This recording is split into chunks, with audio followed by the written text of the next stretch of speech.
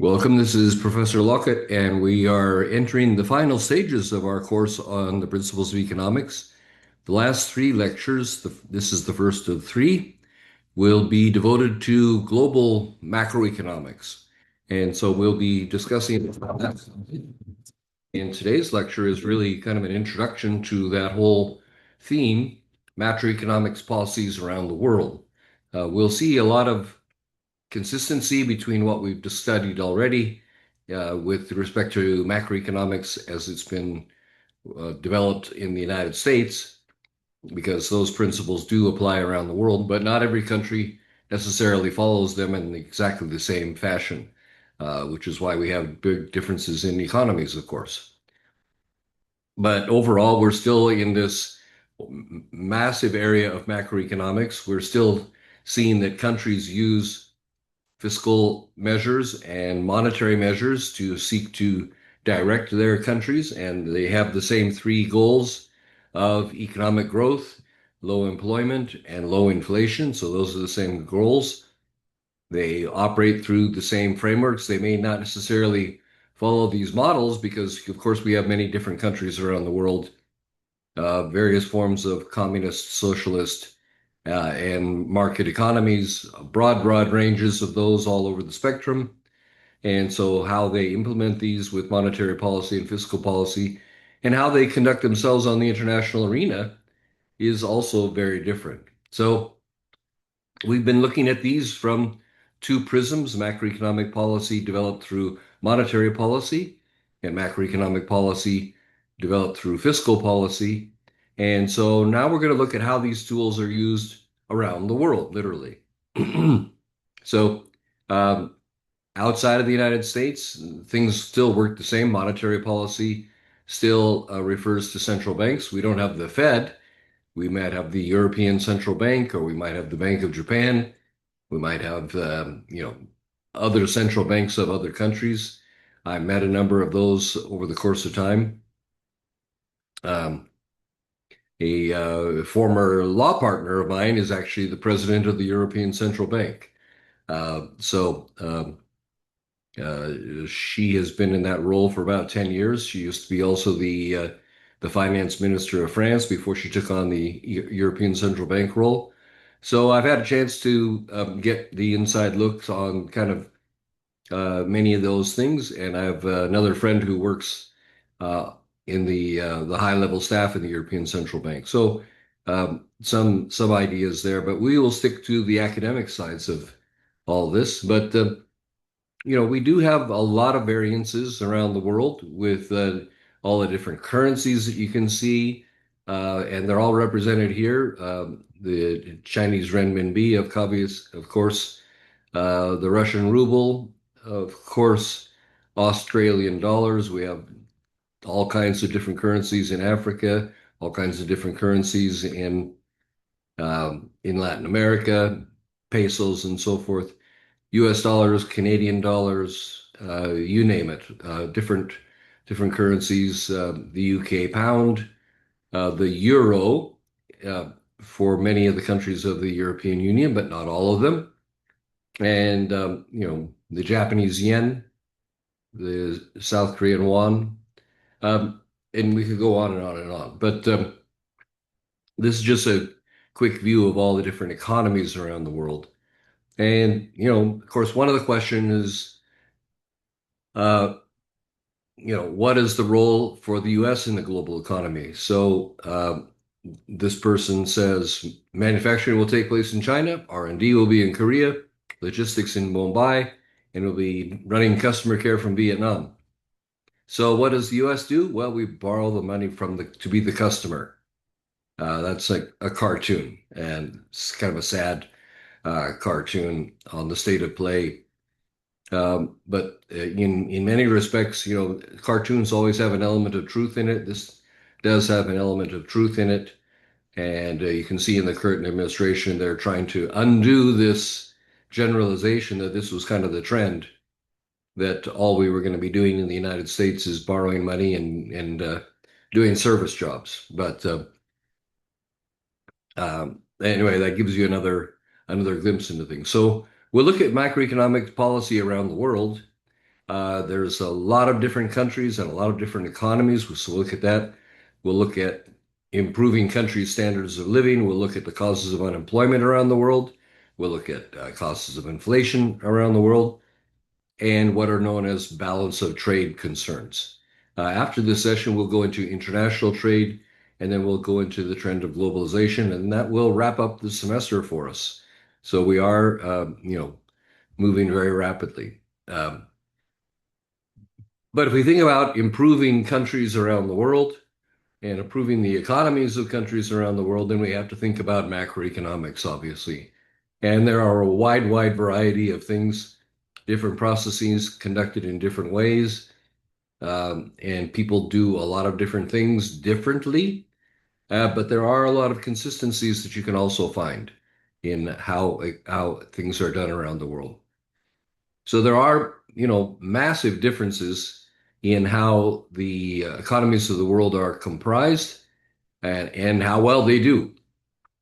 And we've seen the difference in the composition and the performance of economies by looking at, what we saw before, aggregate production functions, meaning that differences in productivity could explain the diversity in average incomes around the world. And those in turn were affected by inputs such as capital deepening, human technology, and human capital and technology. So we've seen these, we've examined these in terms of the cost of production, the elements of production, the production function as we've talked about it. Now we just simply look at it on an aggregate basis, on a national basis, and we compare it around the world. So every economy has its own unique economic characteristics. It has its own institutions. It has its own history. And of course, it has its own politics. And this means that access to all these little bits of information, these ingredients that we can study and learn from in terms of how to, really talk about them and compare them, will vary from country to country. And of course, those differences also reflect economic performance if we can understand them on a rational basis. So we'll do that. Now, the differences, there are actually quite a number of commonalities, and what we can see are some very clear trends. So most economies that have performed well in terms of per capita income, which was, as we know, our main measure of how to determine the quality of life from an economic standpoint in a country, per capita income. For better or for worse, these have been motivated by one simple goal, and that's to maintain the quality of life of their citizens, or ideally, to be improving the quality of life of their citizens. So quality of life is a broad term. We're thinking of it primarily in economic terms, but it includes, but it's not limited to, a low level of unemployment, price stability where you have low levels of inflation, and the ability to trade. So uh, it's of course a much broader term. Quality of life includes a number of non-economic factors, but we're just focusing on the economic side of it today. There seem to be some pretty uh, universal consensus that, low levels of unemployment, so most people having jobs, prices being stable, not having inflation, and being able to trade and earn are, key to a quality of life. If you think about it, they seem very basic, but without those things, your quality of life dramatically suffers. So no one would really argue against those. So to study macroeconomic policy around the world, we began by looking at the standards of living. And to keep with that, we look at the indicators such as unemployment, inflation, and balance of trade policies across different countries. So every country has its own unique set of circumstances, and the goals may be similar, but they may be needing very specific macroeconomic policies tailored to the circumstances of their country. Just by way of an example, a country like Indonesia, which has hundreds and hundreds of islands, has a very different economic environment than the United States, which is one big landmass. or you can compare Indonesia to a country in the middle of Africa, or you could compare Indonesia, hundreds and hundreds of islands, to a country like Ecuador on the southern and western coast of the in South America, not really in the southern coast, but on the western coast of South America. Um, and all those we can compare a lot of different countries in different ways. So, one thing that we look at is people looking for work. And so job fairs and job centers around the world are actually often there to help people to match to jobs. We had a job fair here at ACU recently.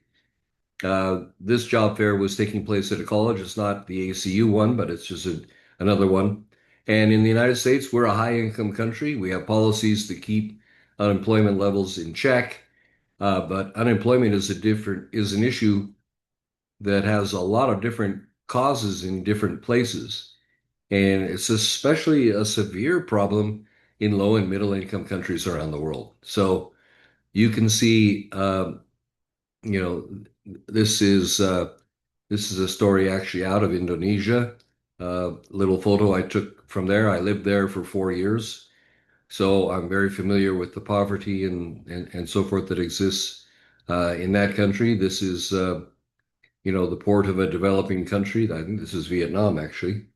Um, but what makes different economies grow at different rates? So what on earth is the stock market doing up here? It says.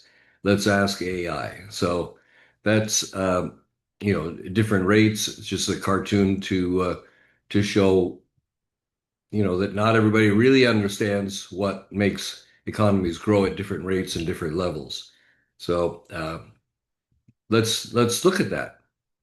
So one key indicator in a standard of living is gross national income, and that can be used to quantify uh, between different national economies, how diverse they are. And we have low-income countries.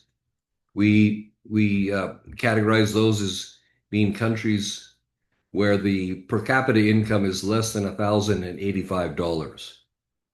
A middle-income country, per capita income is between a dollar more than that, 11,086, no, 1,086 and 13,205. So that has some ability, but it's not always sustained to catch up with technology leaders in the high income countries. And then high income countries, and this is not necessarily what we would consider a high income from the United States standpoint, but high income countries, per capita income of more than $13,205. So a country like this would typically have high levels of the two things that we've looked at as key contributors to GNP and GNI, and that is high levels of human and physical capital. So we would see that played out around the world. So, of course, per capita GDP or GNI, I used the GNI, gross national income, um, that terminology, but GDP or GNI doesn't really capture all of quality of life. So there are other things, obviously, that reflect real and wide differences in the standard of living around countries around the world. It's health, it's education, it's human rights, personal safety, kind of this whole security issue, environmental quality, spiritual environment, you name it. There's a whole wide variety of factors there. But if you look at the global population and you see where people are placed using these categories, and this is information from the World Bank, by the way. Using this GNI GDP figure, GDP, so the low income countries with that very low level of income make up only about a 0.5% of global GDP, but they represent almost 10% of the global population. So 10%, 8.6% of the global population is in that very, very low, pretty extremely low category. So that's worrisome and problematic, and a topic for prayer, obviously, and many other things.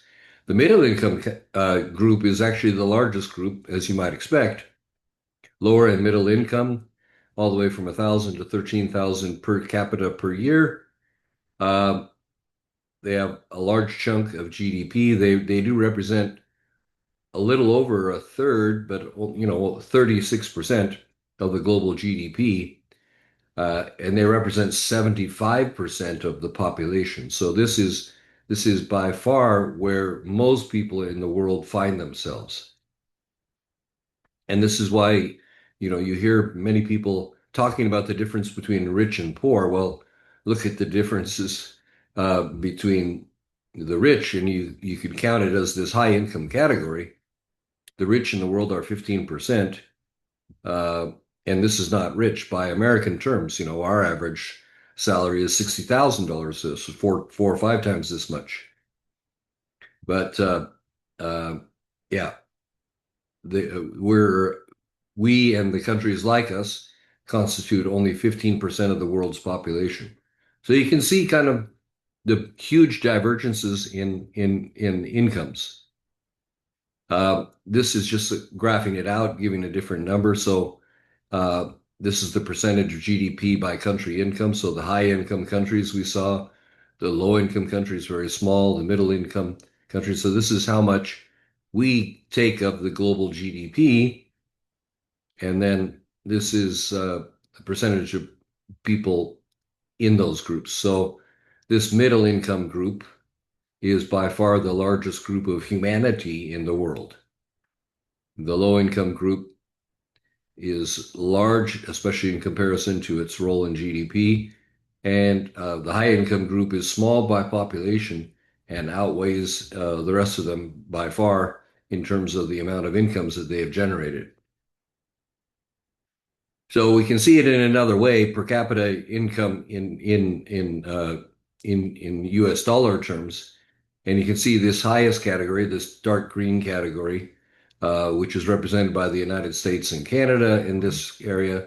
None of the countries of Latin America, other than I think one country along the coast area in South America. A few, about half of Europe and we have Australia. Doesn't include New Zealand in the top category. The next category down, New Zealand is in there. Um,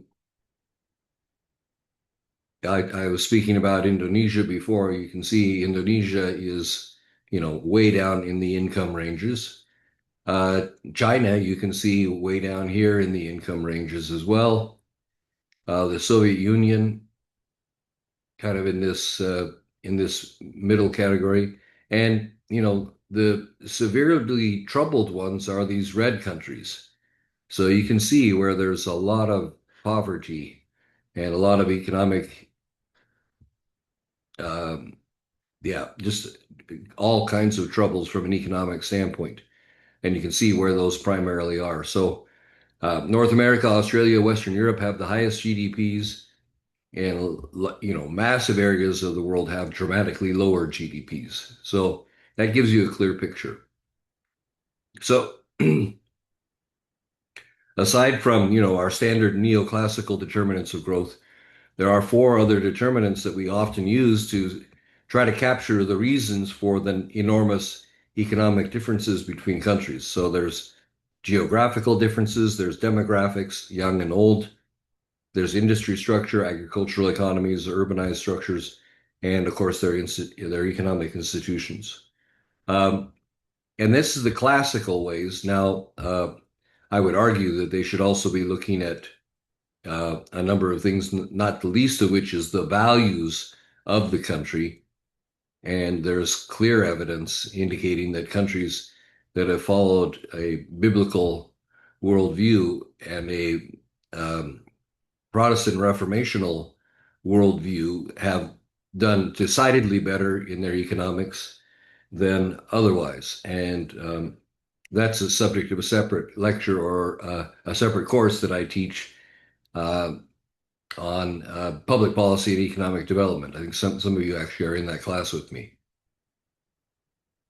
Well, what are the key determinants of our global standards of living? So, we expect to be able to have technology, we expect to fly, we expect to be able to go around the world, we expect things to work, we expect the internet to work, we expect to have our share of things, and so forth and so on. But what are those key determinants? And if we look at that, basically, a whole series shows statistically that 70% of the differences in income per person across the world are explained by differences in physical capital. And that is tied down really to savings and investment. So if a country has a high level of savings in terms of just real physical capital, it explains a lot of that. Now, why do certain people save and why do they not? That's another really key question. But we saw this through being able to see the impact of what was known as the East Asian tigers.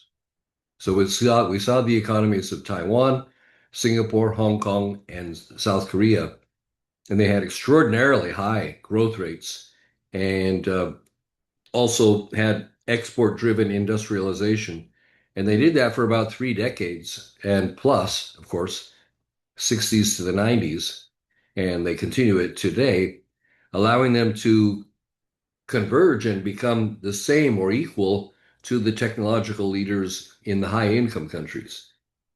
And so, what was it that caused four countries that 70 years ago were basket cases, if I can just use a gross generalization, basket cases in terms of their economic status,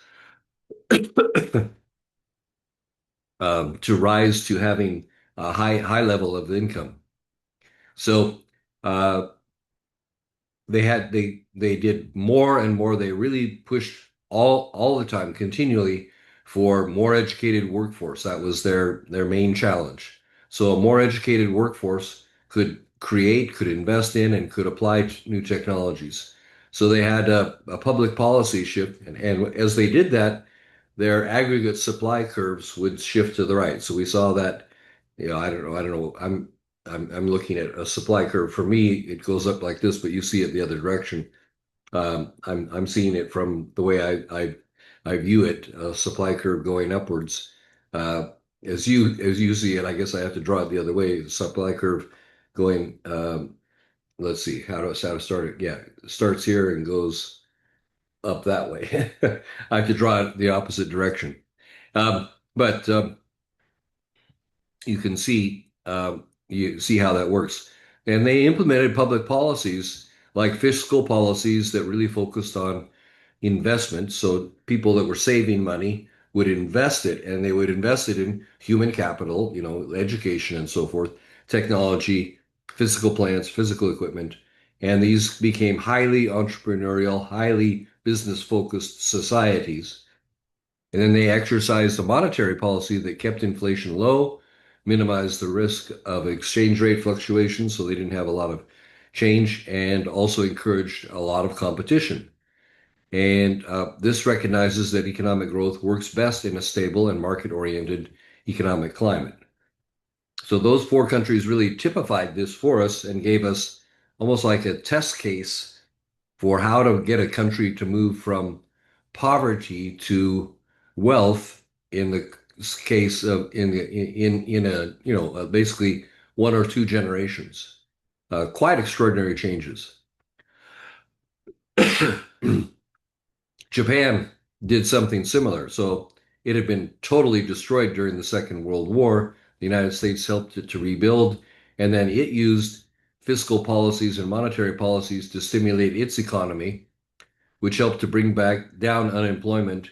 And inflation still is pretty stubbornly low. So that's good. In the second decade of the 2000s, a lot of the high income countries found themselves more focused on the short term, but developed countries need to have both a short run and a long term focus on this kind of issue. And this is the this is the CAC 40. So you can see here It's called the CAC 40, probably in English. I'm not even sure how to say it in English. In French, it's called the CAC 40. 40 is 40. CAC 40. Um, and So, you would hear about the CAC 40 in the European capital markets, but this is the same kind of thing. You'd have whether it's Europe or Japan or other highly developed, high income economies, you have those kind of growth policies that are needed. And then global competitiveness. So again, this is Europe and America getting strong, trying to compete, lifting weights and trying to, exercise to keep up with the Asian tiger economies. So just another little caricature to give us an idea of what the international environment has been like. And then you need to think about, well, if you're a middle income countries, what do you do? So these East Asian tigers, uh, you know, Taiwan, Singapore, Hong Kong, and South Korea, they are some of the middle income countries that have experienced really large, I mean, like extraordinary economic growth over decades. And that's not easy to do. It's easy not to do also. So the fact that they have done it is commendable. And what have they attributed this rate to. So they are amongst the highest savers in the world. So they use domestic investment to build up their physical capital.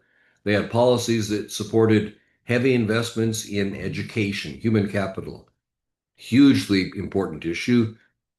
They sought out and started to use efficient technology. That was really notable, especially for the Koreans and the Singaporeans. The Taiwanese also look at the Taiwan Semiconductor Company, the largest, most successful semiconductor company in the world now, um, coming out of Taiwan and investing in North Phoenix. So it's kind of an example for us. Policies that support companies that could take advantage of abundant and inexpensive human capital, and then they allowed a lot more freedom for market forces. Especially compared to China and India, which were kind of their competitors in the region, in the Asian region. So they were running circles around China and India, those four Asian tigers, because of the free market policies that they adopted. Now, you can still have uh, issues with that. And again, some of the legacy of government economic controls takes time to dismantle those. This is a picture from India, of course, but um, the government heavily regulates the banking and financial sector, and where it does, it is putting a constraint on the market to the extent that it's doing more than what the free market really needs. That gentle help and support, but if it's not letting the invisible hand, do its work, then the government is in the way, not helping. Again, kind of an example. So, um, recession, you see Russia kind of going down. You see China with a slowdown. You see Brazil, doing reasonably well. You see India, we're going up, but it's got its budget. We got South Africa, corruption problems, stagflation, recession. So these are, some of our leading international competitors to the high income countries of the world today with a wide range of different issues that are posing trouble for them in terms of their growth policies. And this is the BRICS. So the BRICS is an acronym for the five countries that make up the BRICS association, by the way. It's Brazil, Russia, India, China, and South Africa. So that's the BRICS, in case you didn't know that. And then we have our BRICS countries looking at the West, and everybody has to keep up with the Joneses. So we have our European, the West, we have our Americans and our European friends, and how are the BRICS countries doing in relation to the West? Well, you know, are they outperforming them? Are they counterbalancing them? Just some of the characters you can see, and then the rest of the world is wondering, well, who should we follow? A lot of them see the growth of the BRICS countries, despite all these different kinds of issues going on with them, but they see the growth of the BRICS countries as something to emulate. And so there are a lot of countries looking to follow them, not necessarily looking to follow the West, one of the challenges of our global economy. So, how to find your place in the global economy. So, how do you find global great power rival? How to survive it without being eaten or ignored by either rival? So, this is one of the other things that we see uh, in uh, in the world today. A lot of countries are looking at the two big superpowers, the United States being far and above the greatest superpower, that China still maybe not really yet a superpower aside from their economy, when we're talking about economy. So they are either the second largest or the largest economy already. By all measures, they will be, if things continue the way they are, they will be the largest economy by, let's say another decade. We've already reached some indications. So how do you become important to both as a global middle power? You know, if you get in a war with two big boys, you get in trouble. You don't want to be in war with either one, but how do you keep at peace? And this is Israel and China. Of course, this cartoon is showing how this is about Israel, actually, the cartoon itself.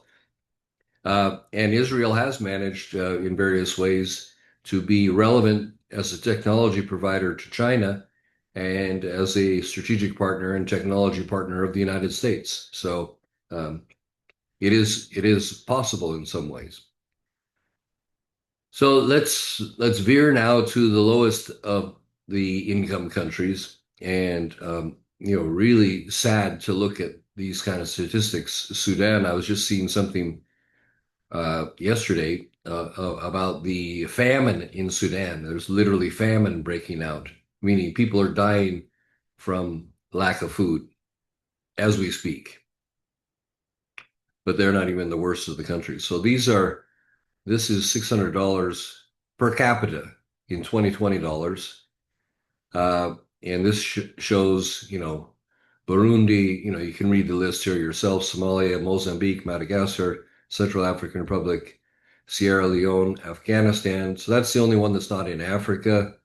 Most of these are in Africa or off the coast of Africa. And really, really sad situations. I've been in a few of them. I've been in Sudan, I've been in the Congo, I've been in the Central African Republic, I've been in Burundi. So these are tough to go and see, and tough to figure out how to help them. The solutions are easy to say, the solutions are not easy to do. So all of these countries, unfortunately, lack economic and legal stability. They do not have market-oriented institutions, and all those things are needed to provide a climate for good, solid economic growth, domestic economic growth, and provide a platform to attract foreign investment. So when you look at those countries and you see their macroeconomic policies, they look very, very different than those of the high income countries. So the problems of the United States or the problems of the European Union from an economic, macroeconomic standpoint, fiscal policy or monetary policy, those are like night and day compared to, a Burundi or a Sierra Leone or an Afghanistan. And then political instability is also a common feature. You tend to find a lot of political instability there as well, which just makes the whole problem worse. And then, just not being able to invest in human capital. So this is an outdoor classroom, but it not only doesn't have technologies and iPads and, notebook computers. They don't even have uh, tables and chairs, desks and chairs. So, they're scratching on a chalkboard uh, and trying to study together and out in the sunshine where it's hot. So, um, you know, unimaginable differences in terms of learning experience. So, what what do the experts say? Can you provide foreign aid to them? So, the low income countries are at a disadvantage because any incomes that people receive are spent immediately, basically on necessities like food. Um, so, if they haven't saved, if there's not a discipline of savings, and sometimes even the ability to save because they're at such a meager level, then you don't get any capital accumulation, and then you don't have any loanable funds, which has an impact on the business development. You don't have any money to invest in physical capital. You don't have any money to invest in human capital either.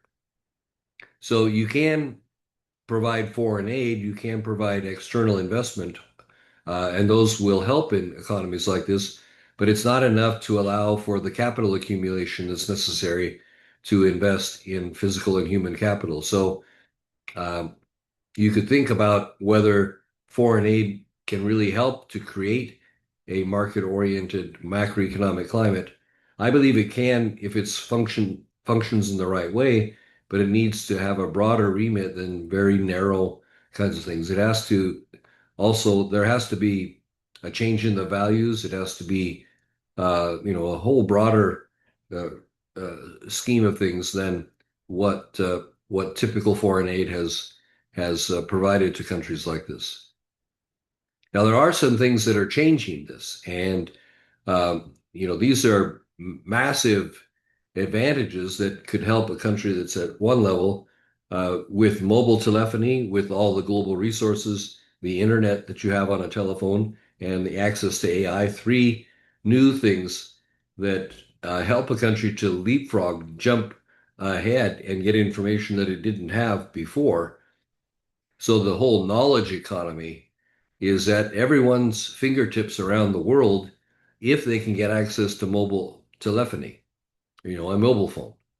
Because if they can get access to a mobile phone, they can get access to all those resources and to AI. So these are great economic equalizers and education sources even that could become possible. The problem is not everybody has access to mobile telephony. So we still have, let's look at the cartoon first. So if you didn't want to be laid off every 3 years, you should have planned ahead and been born rich. That's the joke. So uh, that's and you can see the advertisement there. But basically, around the world, we have cyclical unemployment, and when you have these economies, they're in a recession, and then uh, the same tools that are available for a high income country to have leeway to make changes and change interest rates and borrowing rates and create money and all the things that we've looked at. Those do not have the same flexibility when you have a low level economy. European economies have tended, because of their labor laws, they have a higher natural rate of unemployment because they make it very difficult for you to fire people. So they restrict companies from hiring and firing workers. So they tend to have stability, but it's an artificial stability because it's an inflexible legal system. Um, other causes of unemployment around the world. So, your global competitiveness as a country also plays a role in terms of jobs. So, to show we're not all bad, you get to spin the wheel and determine where your job will be going. So, this is a company, again, cartoons telling truth. This is a company laying off people in America, and then you get to spin the wheel and figure out where your job is going to be going to. So it could be going to Honduras or Vietnam or Indonesia or China or Mexico or Peru or India.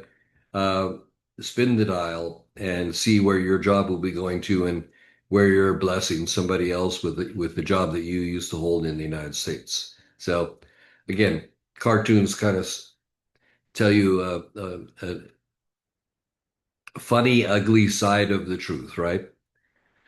And what are the causes of unemployment around the world? So we have these low income and also middle income countries.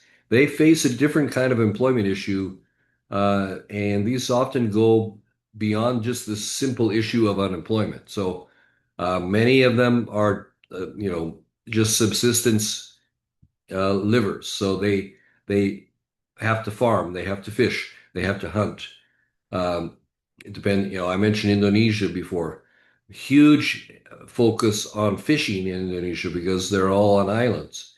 Um, other places, in different parts of Africa, hunting is necessary, and all around the world, of course, people still use farming. Barter and trade is still something. So if you're not unemployed in the U.S. sense, but you're not employed in a regular wage-paying job, so that's a different kind of you know contractual or off and on type of employment. And then there's nothing like the social benefits. They don't have unemployment insurance or old age payments, pension plans, and a lot of them are not even connected enough to a labor market, so they can't. There's no fluidity of or specialization in a labor market. So you're just a person who can do some work. Well, that doesn't differentiate you very much or add value to what you can do. And so if you don't specialize, there's no division of labor. There's no way for you to move up from a basic level to a higher level and improve yourself. Big issues. And let's move on now to the whole question of inflation.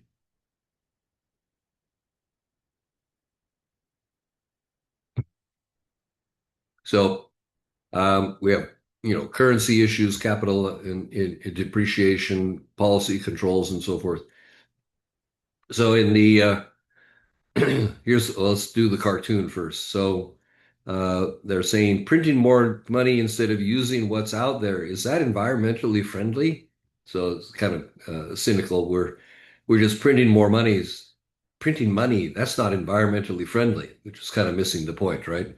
Um, but anyway, back to the serious stuff. For high income economies, you can use monetary policy to prevent inflation from being entrenched in the economy in the medium and the long term. So, uh, when you have an economy like the United States or Europe, monetary policy can help inflation.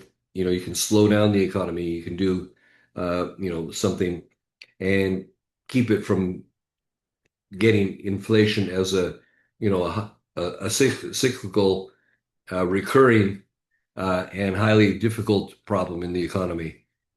But high income countries also know there's really no long-term gain for them to letting inflation become established.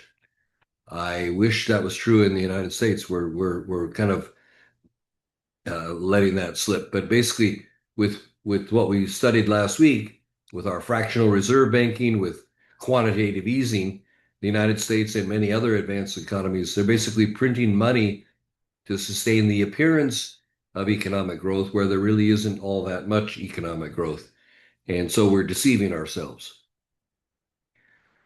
So another cartoon. So and now Dr. Wagner and Dr. Avery will demonstrate through interpretive dance how inflation in developing country impacts the formation of global monetary policies. So it's an economics convention, and you the humor is, as I said last week, you know, all these sort of policies, uh, uh, quantitative easing and so forth, they just are disguising something, a problem that we're not addressing even. And so we have a couple of economists who are going to do interpretive dance to show how inflation deals and helps in the formation of global monetary policy. In other words, they're doing the same thing as the Feds and the Fed are doing. But basically, when we look around the world, now back to the serious stuff on this side, In a number of middle or low income countries around the world, inflation is still a problem. And it is a problem in the developing countries also. We just ignore it and we cover it up. It comes from huge budget deficits, and the government can just finance by printing its domestic currency. So you have too much money chasing too few goods. That's kind of the classic informal definition of inflation. So some of those countries have managed to keep solid levels of economic growth for some periods of time with higher inflation rates. And these governments do a lot of that, what we call indexing. So they just basically lock in contracts and have the prices of the contracts follow the economic growth patterns and the inflation indexes. So wage levels and interest rates, everything is indexed relating to inflation. So inflation doesn't have an impact in a sense because everybody continues to get paid more and they just print more money. So you're relatively in the same position over a course of time. You're not, it's like you still have a fever, but everybody's got a fever around you, so you don't feel like your fever is all that important. Oops, last one. So in a converging economy, this is an economy that has shown the ability to catch up with technology leaders by investing in both physical and human capital. So again, this is a country like a Korea or some of our newer, even some of the BRICS countries that we talked about before. And then how international trade and balance of trade fits into all of this in terms of the international economy. So there are things we call balance of trade concerns, and the United States has raised this recently. Many countries have learned that reducing barriers to trade is beneficial to the economy. We appear to be moving in the opposite direction with our tariff policies, but those have a broader policy basis behind them. So we'll see how all this plays out. Some of our smaller world economies learn that if they don't participate actively in world trade, they're unlikely to join the success stories amongst the converging economies. So, one of the things that has typified the four Asian tigers and also typifies the BRICS is all of them have engaged in the global economy. And so, if you have not yet engaged in the global economy, it appears the data points in that direction that you are not, taking advantage of every tool that might be available to you. And there are no examples in world history of smaller countries that remained apart from the global economy but still attained a high standard of living. So that's a little factoid as well that you have to consider. So, being a part of the global trading system is an important part of economic development. So there are, a lot of worries about foreign trades in goods and services. We worry about things like job loss. We worry about the environmental dangers. We talk about unfair labor practices and a lot of other things. Um, one of the most controversial arguments for limiting trade is what's called the infant industry argument. And basically, we say that we should subsidize or protect new industries for a time until they become well established. And when other countries do that, we don't like it. But when we do it, it's good. And that's the case for every country around the world. Um, we want to protect our new industries and think that's a good reason for doing so. But we have big differences in the international flows of capital. So the expected pattern of trade imbalances in the world economy has been basically our large income economies run trade surpluses. So we will have a net outflow of capital to foreign destinations, or we will export more than we import. That has not been the case for the United States. And the low and middle countries will run trade deficits, so they will experience a net inflow of foreign capital. Now, the problems with this um, for the last couple of decades, there's been both large trade deficits and current account deficits in the U.S. economy. I mentioned that when we were talking up here. So that's a problem. The U.S. economy has not followed this pattern, and then we could have uh, uh, sudden foreign financial capital inflows and outflows in smaller countries. Ireland, Iceland, and Greece all experienced almost meltdowns because foreign capital left as they saw the instability in their governments and in their macroeconomic policies demonstrated through monetary and fiscal policies in those three countries and their central banks.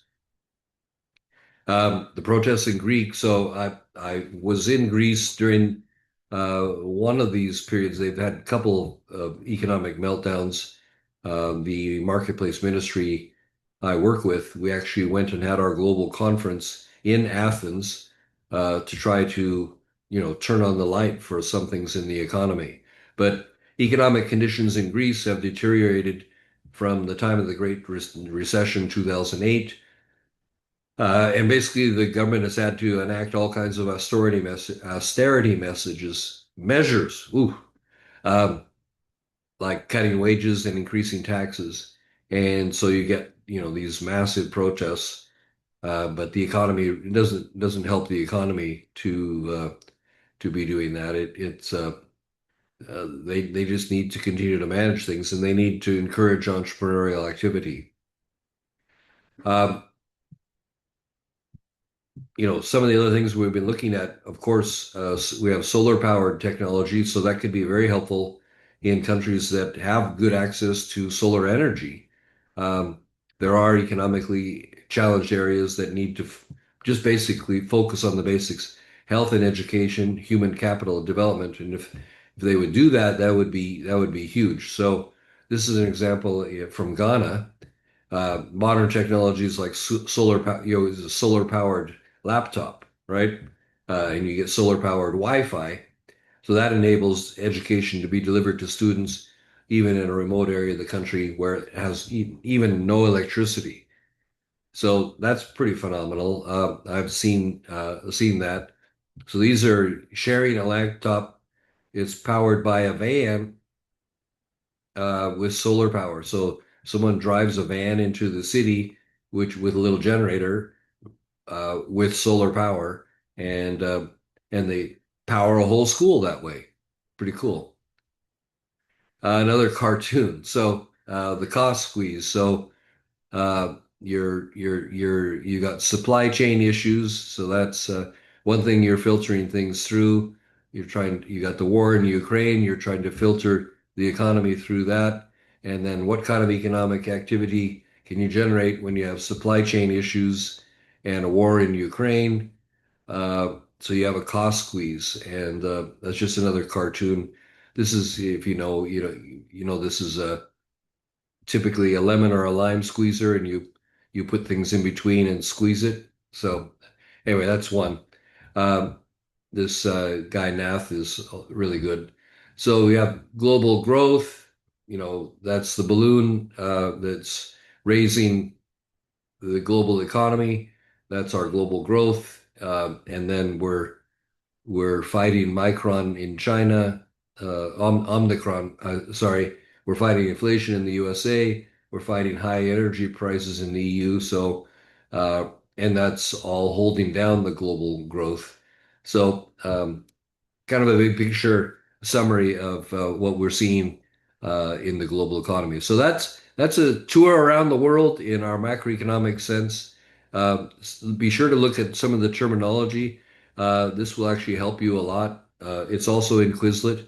And look at these summaries. Always make sure that you understand these key points and I've got these with each, they're at the end of each chapter, of course, but they're also in the PowerPoint and they're also in the Quizlet studies. So we'll be studying international trade next, and we'll be looking at trade wars and so forth. We'll be, looking at those final two things, and we have graded all the essays and so forth. So all that has been done, and I wanted to congratulate all of you for your I was really overall really impressed with the kind of work that you put into your integration essays. A reminder for the online class that our exam will be on April 28th. It's 2 hours long.